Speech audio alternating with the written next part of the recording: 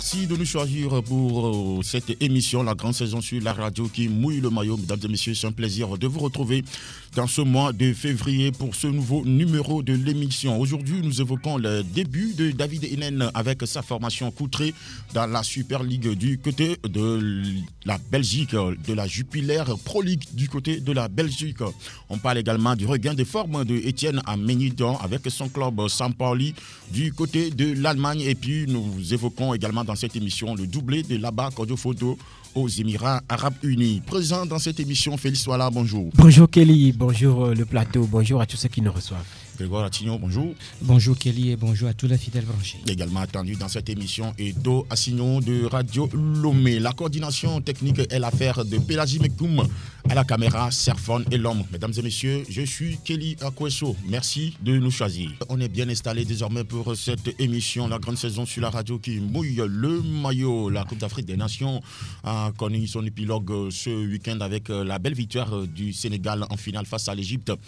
Dans la séance des tirs au but, de manière générale, Grégoire Attignon, qu'est-ce que vous pouvez dire par rapport au parcours des Néons de la Teranga du Sénégal? Pour ce qui concerne le parcours du Sénégal, il faut dire que ça a été un peu compliqué le début.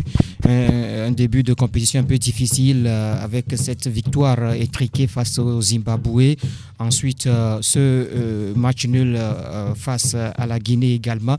Et match nul face au Malawi. Bon, le Sénégal, après le premier tour, n'a marqué qu'un seul but dans cette compétition et n'a encaissé aucun but. Maintenant, en huitième de finale, le Sénégal a également connu des difficultés face au Cap-Vert avant de s'imposer par 2-0 et on constate qu'au fil donc que la compétition évolue, le Sénégal essaie donc d'évoluer également dans cette compétition. La victoire sur la Guinée équatoriale en quart de finale et puis cette victoire également sur le Burkina Faso. Maintenant, pour ce qui concerne cette finale, on a vu également une bonne équipe sénégalaise qui a dominé cette finale et finalement il a fallu donc cette épreuve des tirs au but pour permettre aux Lions donc d'arracher ou bien de gagner leur premier trophée sur le continent. Je crois que c'est bien pour cette équipe-là parce que déjà en 2019, cette équipe était en finale et là donc essaie de récidiver pour l'édition qui vient de s'achever. Et là, cette édition est la meilleure. Félicitations quand même à cette équipe sénégalaise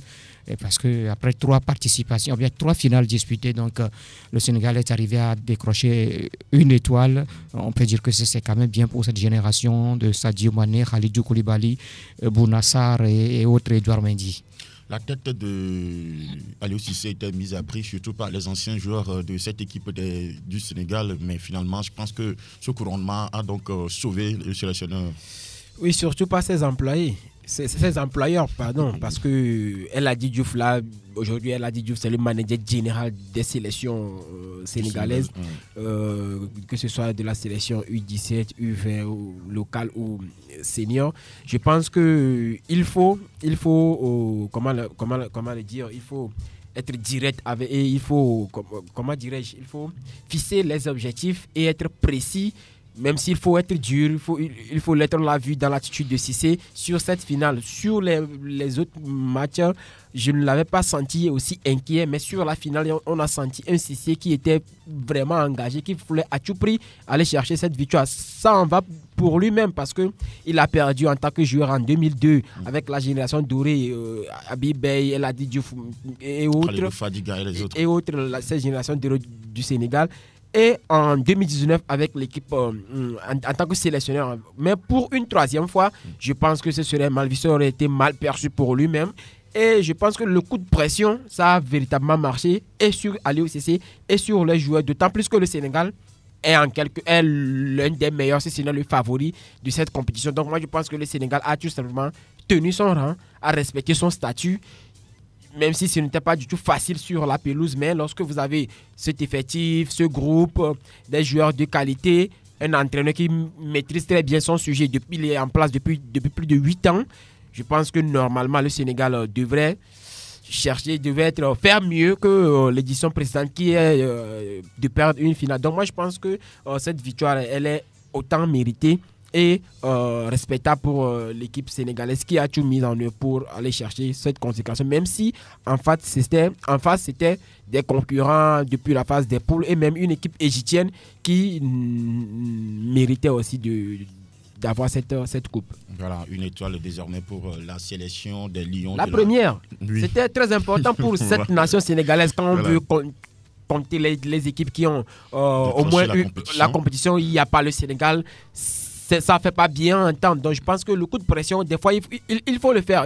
Je pense qu'il faut bouger, il faut nous piquer dans nos orgueils, nous mettre beaucoup plus de pression. En tant qu'Africain, je dis, parce que comme ça, on arrive, lorsqu'on est dans des eaux douces, sans pression, on se dit, bon, il n'y aura pas de problème. On ne se donne pas assez. Donc moi, je pense qu'il faut des fois nous pousser au vif pour qu'on aille chercher d'autres énergies dans le Toura pour servir la nation. D'accord, voilà, on parle donc désormais des joueurs togolais évoluant à l'étranger. Et en France, la 23e journée de la Ligue 2 a été disputée ce week-end et la formation de Rodez était face à Valenciennes à l'arrivée 0 but partout. Le Togolais Floyd Haïté est entré en jeu à la 68e minute de la rencontre, Grégoire. Oui, il est entré donc à la 18e minute. Je crois qu'on lui a permis quand même de disputer cette rencontre. Et il a quand même essayé de faire ce qu'il peut dans ce match. Je crois que c'est quand même bien. L'essentiel est qu'il arrive à avoir quand même du temps de jeu afin donc de retrouver véritablement sa forme. Qu'est-ce qui explique maintenant la non-titularisation de Haïté qui, depuis un moment, évolue en temps de scie, peu importe le club dans lequel il est? Grégoire. Bon, vous savez que le joueur est revenu de blessure et donc ça fait qu'il n'a plus de temps de jeu en tant que tel avec son club Rodez. Maintenant, il a disputé la dernière fois quelques minutes de cette rencontre face à Valenciennes. Bon, l'essentiel est qu'il ait quand même retrouvé le terrain et qu'il arrive quand même à se produire. C'est ce qu'il a fait. Je crois que c'est déjà bon. C'est vrai que c'est suffisant pour un tel joueur, mais il faut voir également la forme du joueur. En plus l'âge. Il tend vers à la fin de sa carrière. Oui, en plus, l'âge aussi compte. Ce n'est plus un joueur de 23 ou 25 ans. Il y a l'âge aussi sur le maillot de Bastia. Effectivement, en plus, les blessures et autres. Donc, je pense qu'aujourd'hui, c'est un joueur qui est à la veille de sa carrière. Sa fin de carrière. Oui, je pense qu'on peut des fois le comprendre. En plus, moi, ce sont des joueurs que je trouve qui sont souvent sur le courant alternatif. Ils ne se donnent pas assez pour convaincre les sélectionneurs. Par exemple, si on prend, ce n'est pas un bon parallèle, mais je le fais quand même, si on prend un certain Zlatan Ibrahimovic qui a bientôt 40 ans, se donne beaucoup plus pour convaincre ces entraîneurs à le titulariser. Je pense que ça manque un petit peu à certains de nos internationaux. Voilà, toujours du côté de l'Europe, en Belgique, justement, la 26e journée du championnat également a été disputée. Loïc Bessilé et sa formation Sporting Charleroi se sont imposés sur la marque de 2-0 face au FC Serein et le Togolais a encore disputé toute la partie. Oui, mais je crois que ça devient quand même de l'habitude et on parle à chaque fois donc de ce joueur, mais je ne sais pas pourquoi il faut toujours parler de lui dans la mesure où, bon, en fait, il est titulaire à chaque journée, il est là, donc c'est un élément sûr de la défense donc de Charleroi, raison pour laquelle le coach lui fait confiance. Et donc là, ce n'est pas une surprise, c'est bien pour le joueur, mais seulement qu'on sait qu'avec l'équipe nationale, c'est un peu difficile avec Paulo Duarte. Bon, peut-être que ses prestations ces derniers temps vont quand même permettre aux sélectionneurs de changer d'avis. Bon, c'est ce qu'on peut dire, hein. Mais sinon, du côté donc, de son club, il est là, toujours serein et toujours titulaire à chaque journée, à chaque match. Je crois que c'est bien pour Loïc Bessilé. Oui, il enchaîne les prestations, il est titulaire. On n'apprend pas qu'il est entré en jeu en fin de rencontre ou qu'il est sorti. Il est toujours titulaire, il fait tout le match.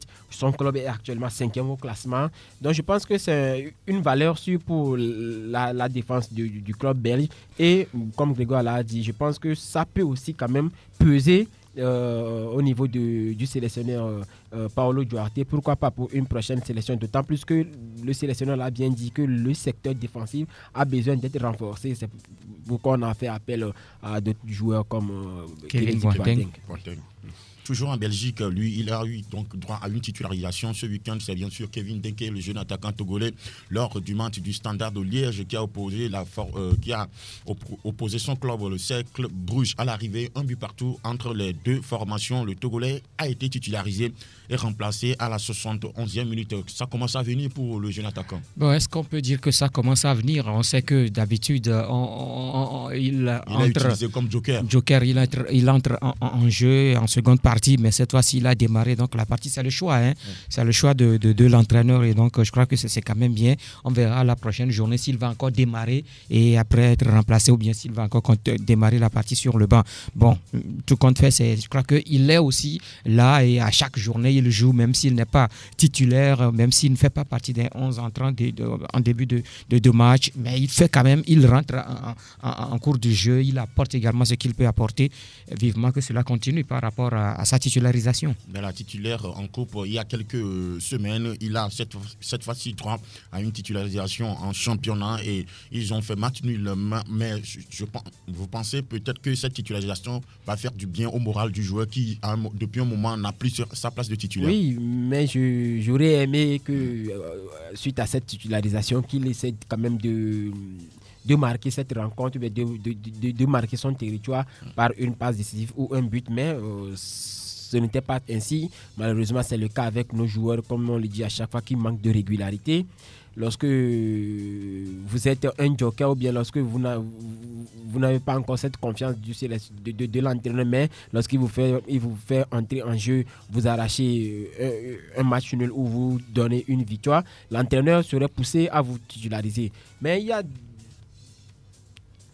c'est un aspect sur lequel il ne faut pas qu'on se trompe, c'est qu'il y a des joueurs qui ont aussi un statut de joker, c'est-à-dire ils sont bons en étant joker. Et je pense que Kevin Dinké, c'est le profil qui le correspond le mieux dans un registre de Babel ou même d'Olivier Giroud, d'être en quelque sorte le second couteau. Moi, je pense que ces joueurs sont beaucoup plus dangereux que les joueurs qu'on titularise d'entrée parce que déjà en étant sûr, il a le temps de faire l'analyse de la rencontre. Voilà, il faut avoir un mental assez solide, il faut être intelligent, il faut être capable d'analyser le jeu, surtout le jeu de l'adversaire et de votre équipe avant de déséquilibrer le bloc adverse. Donc je pense que c'est un joueur techniquement fin.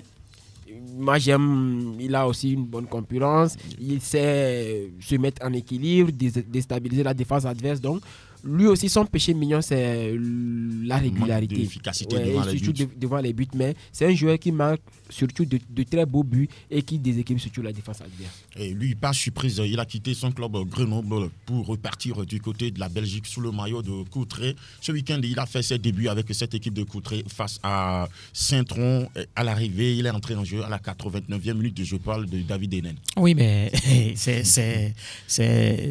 il est donc la nouvelle recrue de cette formation de Courtrai. Il est entré à la 89e minute, ce qui veut dire qu'il n'a disputé que quelques minutes dans cette partie. Donc, il fait quand même partie de cette équipe-là qui a perdu face à Saint-Tron. Donc, je me dis que bon, peut-être c'est un début pour David Enen. C'est à lui maintenant de convaincre le staff, l'entraîneur par rapport à son travail, par rapport à son efficacité. C'est pourquoi on l'a fait venir là-bas. Maintenant, il est entré à 8 minutes de la fin. Je ne sais pas ce qu'il a apporté quand même à ce moment-là, mais je crois que c'est quand même bien. On lui a donné quand même ce temps de jeu et on verra si prochainement il aura beaucoup plus de temps de jeu que par rapport à son premier match. À quoi s'entendre dans les prochains jours par rapport à la prestation, sinon à David Enen avec cette équipe de Courtrai? Grande chose. Moi, je pense que c'est David Enen, je le dis à chaque fois, c'est le Neymar togolais. Des joueurs qui sont capables de faire de très bonnes choses, mais qui s'amusent, qui comptent que sur le talent qui est inné. Ils ne le travaillent pas, ils ne se donnent pas plus parce que déjà, moi, je ne sais pas le travail qui a été, peut-être c'est un début, mais je sais le travail qui a été fait avec son entourage lorsque vous quittez un club pour un autre au mercato hivernal, c'est quand même pour aller chercher plus de temps de jeu.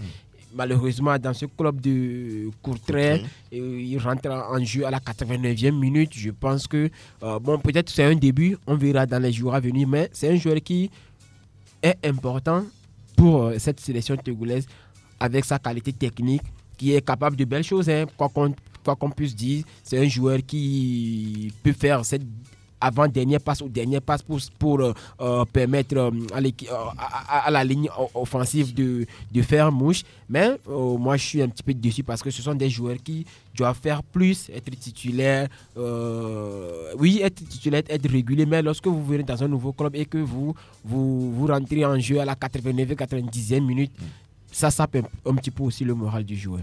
vous pensez qu'il peut faire mieux avec cette équipe de Courtrai, mais c'est quand même pas dramatique étant donné que c'est juste ses débuts. Oui, c'est ce que j'ai dit. Normalement, lorsque vous quittez un club pour un nouveau club, qu'est-ce que l'entraîneur vous fait des promesses? Juste premièrement une place de titularisation ou bien au début il faut avoir plus de temps de jeu pour soigner vos stats. Mais lorsque au tout début vous rentrez à la 89e minute, mais c'est un joueur, peut-être je l'ai dit avec un peu de recul, peut-être c'est le début. On verra dans les jours à venir si il sera titulaire ou pas, ou si l'entraîneur plutôt en jeu. Parce que si vous faites venir un renfort, laisser sur le banc, le faire rentrer en toute fin de rencontre, là ce n'est plus un renfort en tant que tel. D'accord.